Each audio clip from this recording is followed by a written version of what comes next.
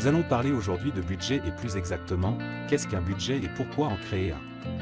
Ensuite, nous verrons une méthode pour établir un budget simple, le budget 50-30-20. Un budget vous aide à atteindre vos objectifs financiers en faisant le suivi de vos dépenses et de votre épargne. Un budget vous permet également de tenir compte des dépenses imprévues tout en mettant de l'argent de côté pour vos objectifs à long terme. Que vous soyez étudiant, actif ou retraité, un budget peut vous aider à tirer le meilleur parti de votre argent. Pourquoi créer un budget? L'établissement d'un budget est un élément essentiel lorsqu'il s'agit de gérer vos finances. Il vous aide à tirer le meilleur parti de vos revenus et ressources actuelles et à planifier l'avenir.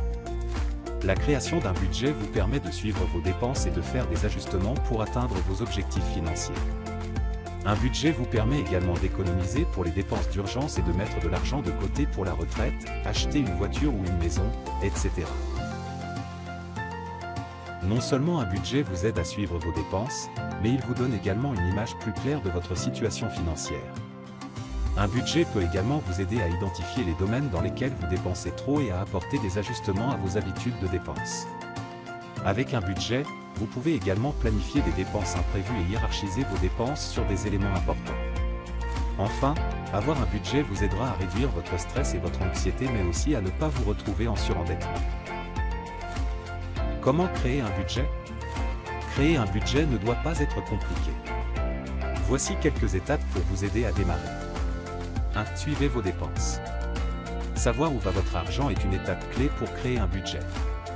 Commencez par suivre vos dépenses pendant quelques mois, un an c'est encore mieux, pour avoir une meilleure idée de vos habitudes de dépenses.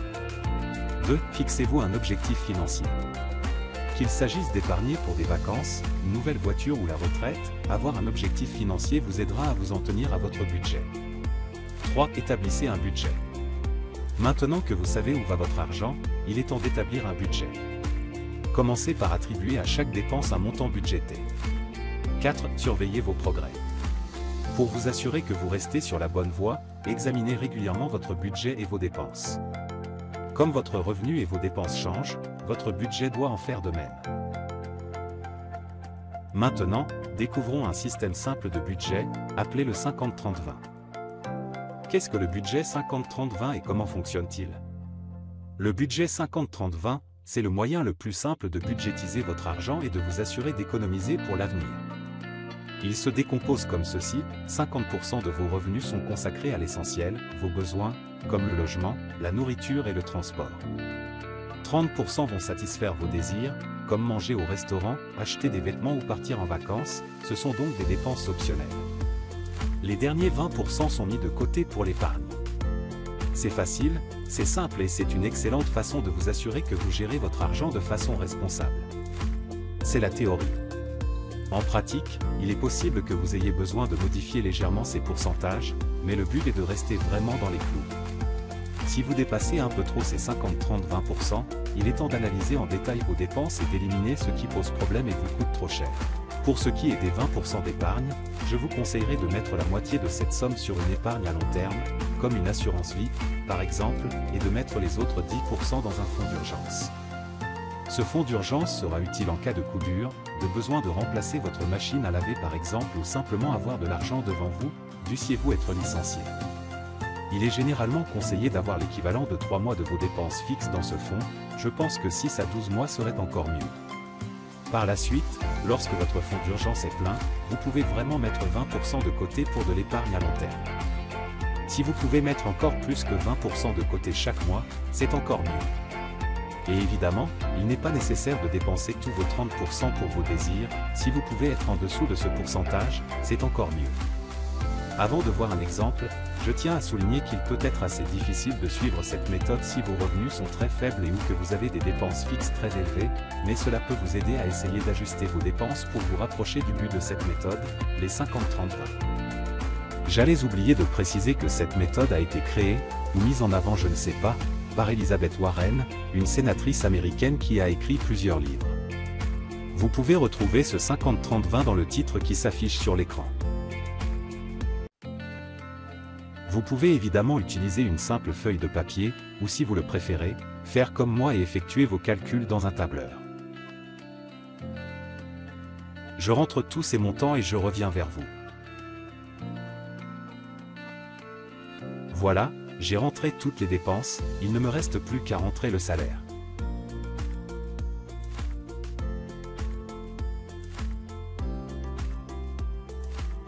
Ça, c'est le budget selon la méthode 50-30-20.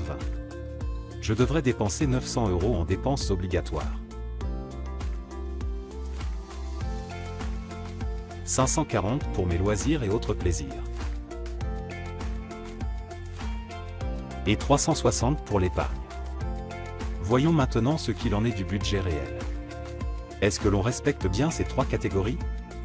1025,90 € pour les dépenses obligatoires. 180,88 € pour les dépenses plaisir.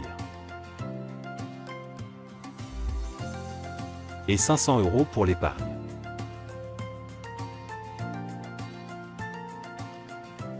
Ici, on peut voir les mêmes chiffres en texte. 900 € pour les dépenses obligatoires en principe. C'est un échec comme indiqué en face puisque l'on dépense 1026.